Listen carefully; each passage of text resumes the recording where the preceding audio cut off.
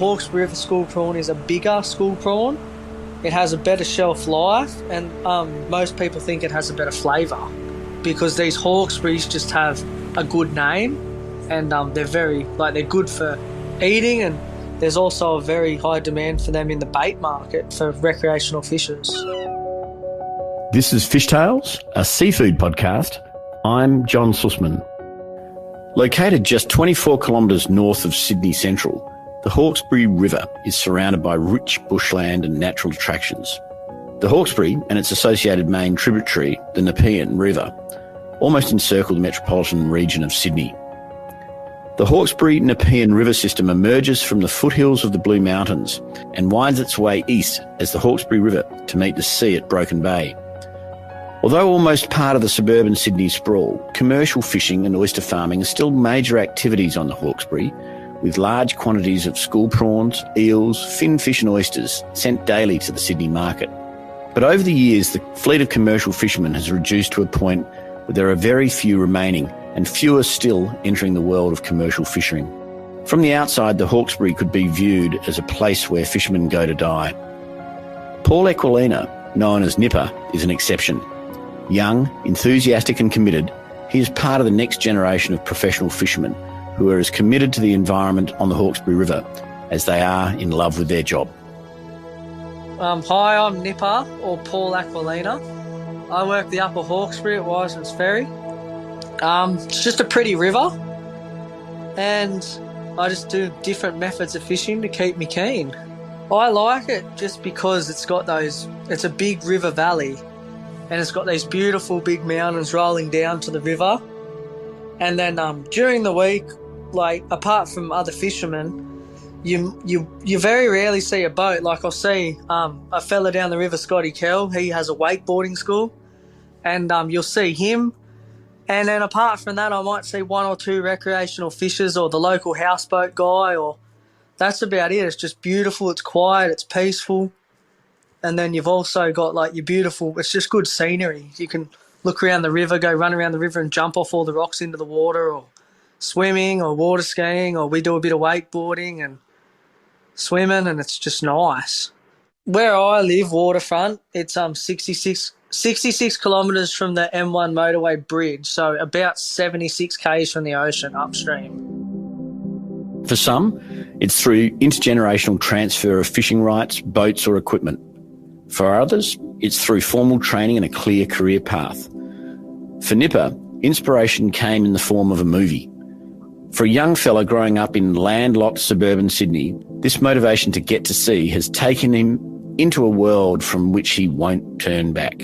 I watched Perfect Storm on the TV, and I wanted to become a fisherman after watching that, so I went and did it. I had a friend who owned a trawler out of Greenwell Point, and I went to sea with them, and then I leased the business, and then deckhanded, and then bought a business, and then I just haven't turned back since.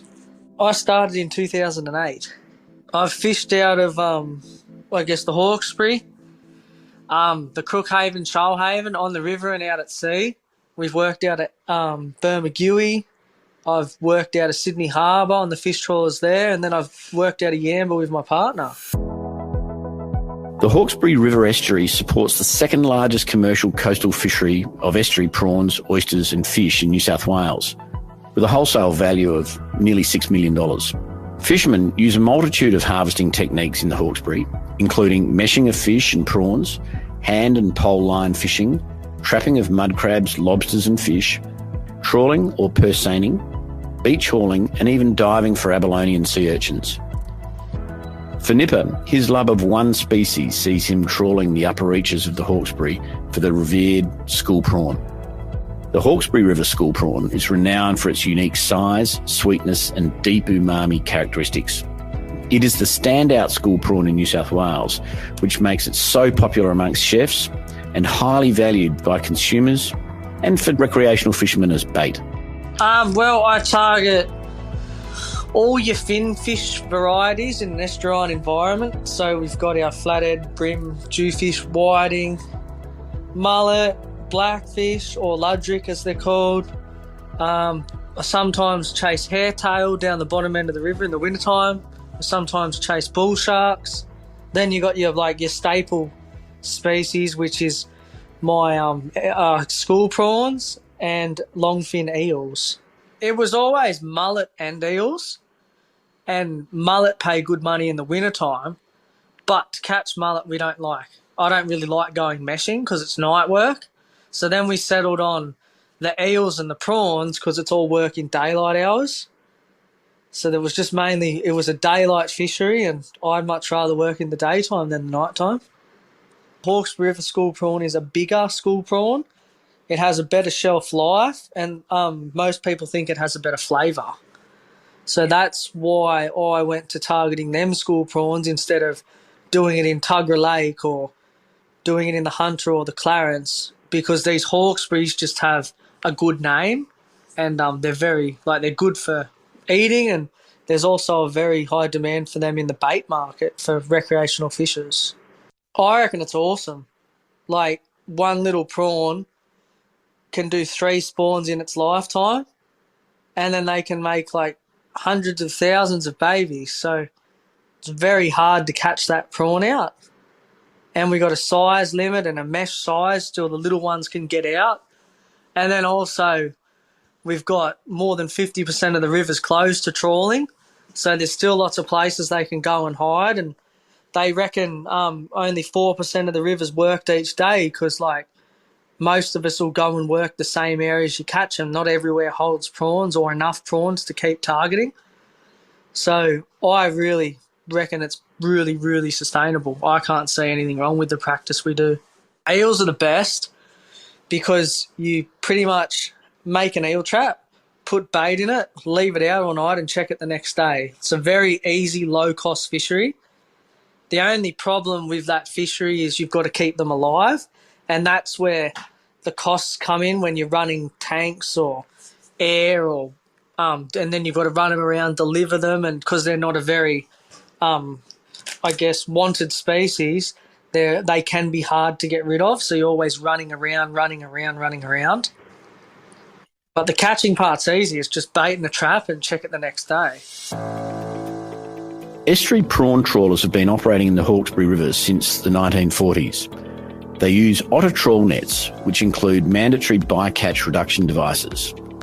Otter trawl nets are nets that are pulled through the water column, the mouth of which is held open by 2 large doors attached to either side of the net.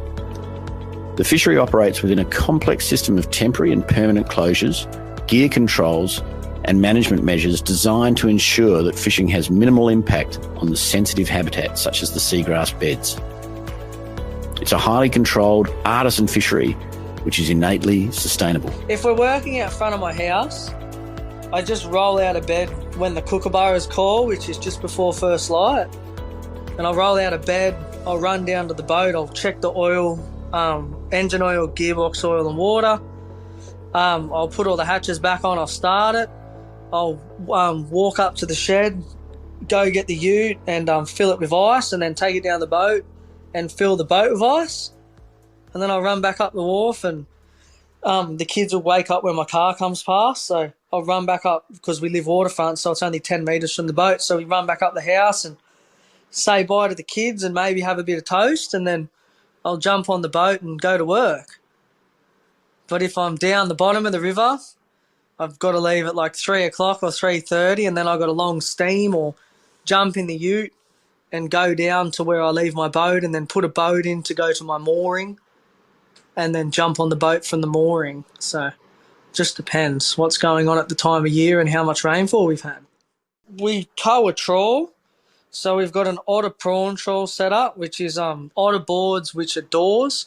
They go on the bottom of the river and spread the net open. And just to find a prawn, you understand what's going on, and then you'll kind of do a shot, which is towing the net or towing the trawl. And you'll tow it at a depth of an area, and then they might not be there, and you might work a bit deeper or shallower until you find them, or you'll go to a new area. But it's mainly just what you know up in your head. Like, you've got to actually just do the shot to find out.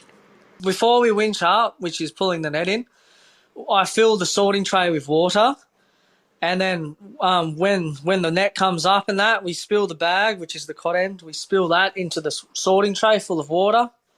We sort the odd fish we get, which we very rarely get any.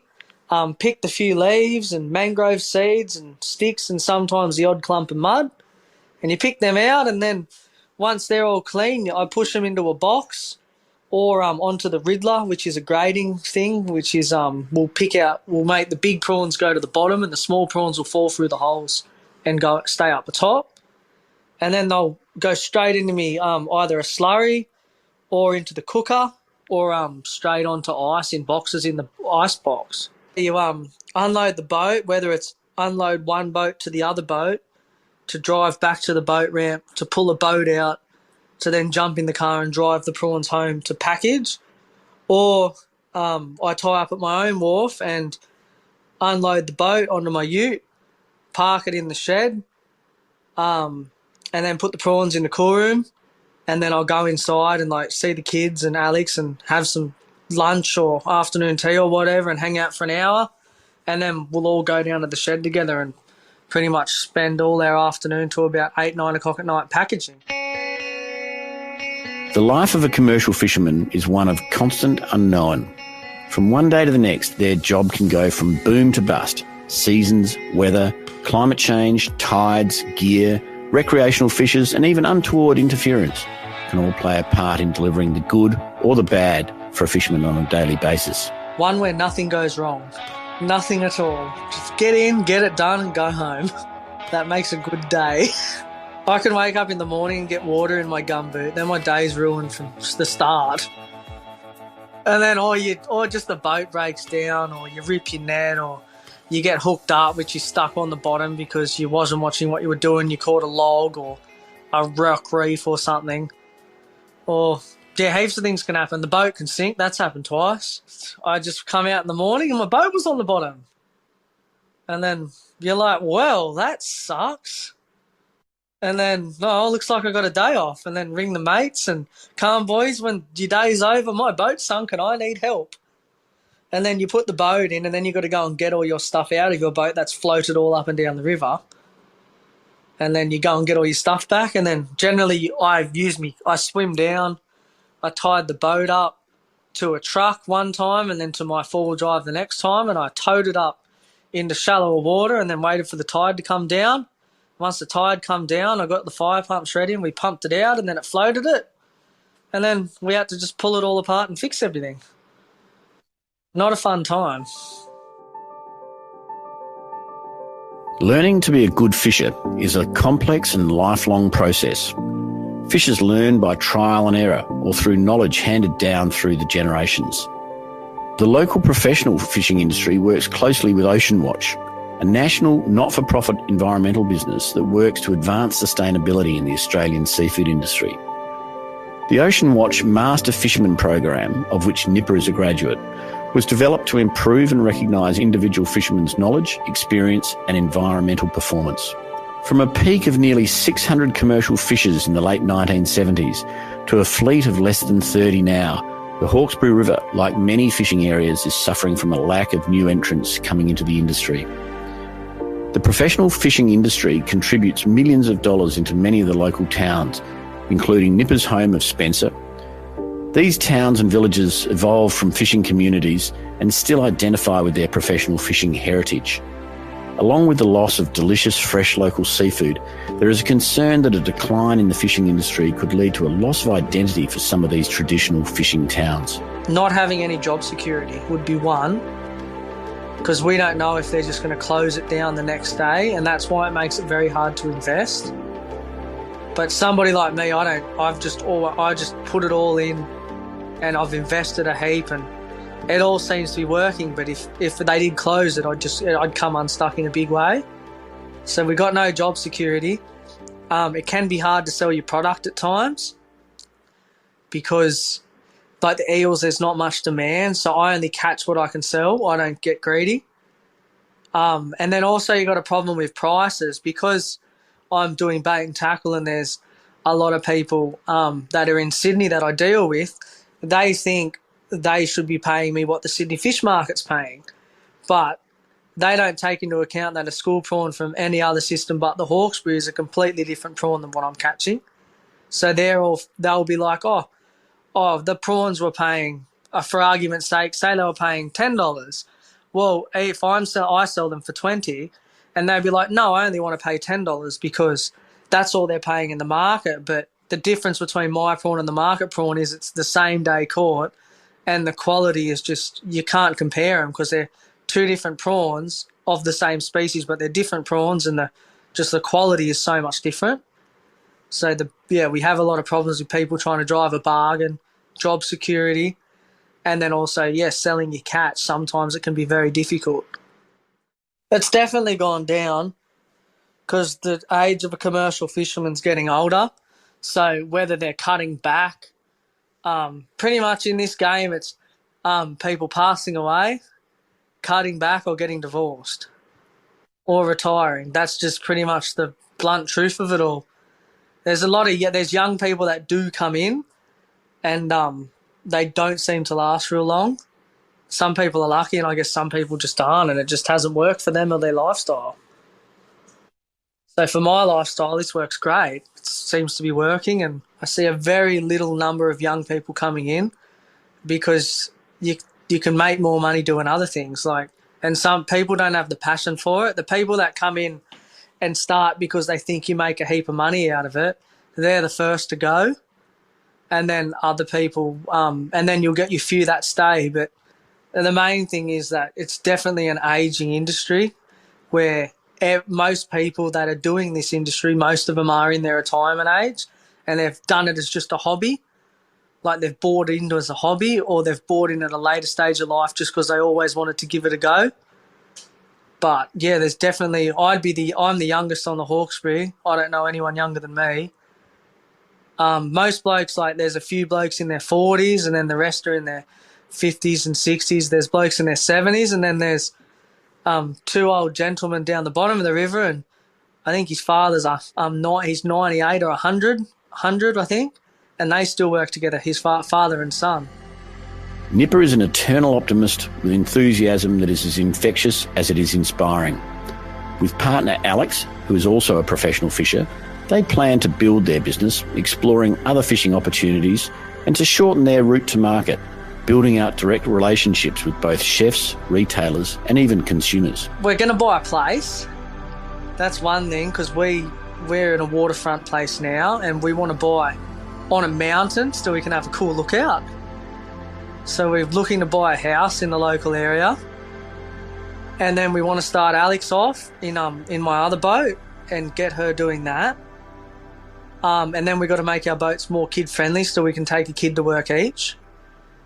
And we would like to then eventually, in the next 5 to 10 years, I'd like to buy an ocean boat and expand and chase king prawns and still keep the river boat to do school prawns, but we'd also really like to go and do king prawns and then focus more on instead of a bait and tackle industry, more of a cooked market, and catching big, beautiful, big cooked prawns, and have a place up the coast somewhere where you can go and chase your prawns whenever the weather lets you out, whether that's 3 days a week or 7.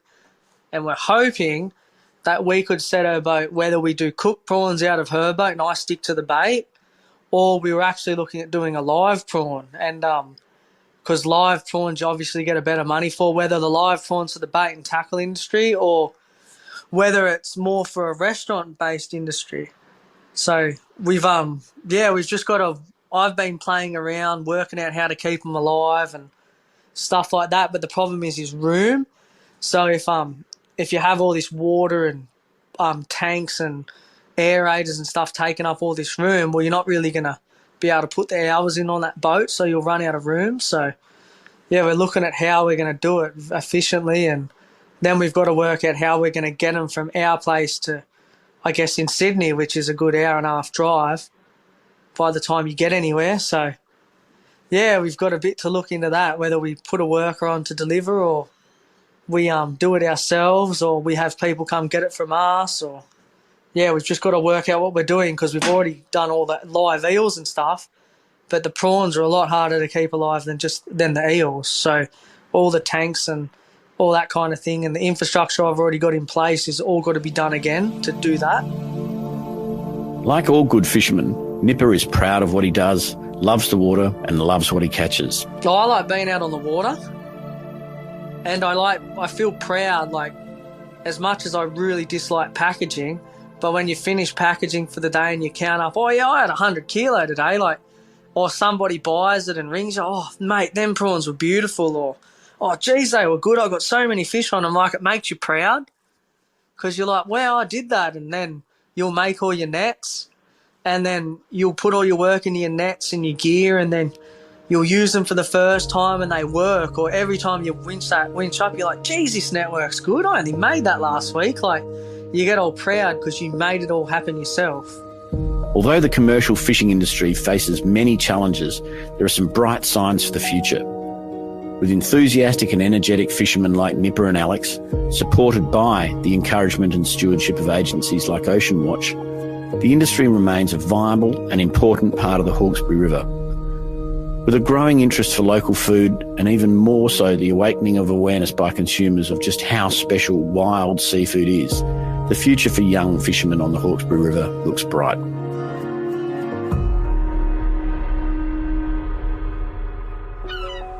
This is Fish Tales, a seafood podcast. A Deep in the Weeds production. I'm John Susman. Follow us on Instagram at Fishtails Seafood Podcast, or email us at fishtailspodcast@deepintheweeds.com.au. Stay tuned for more tales from beneath the surface of the seafood world every Friday on your podcast app.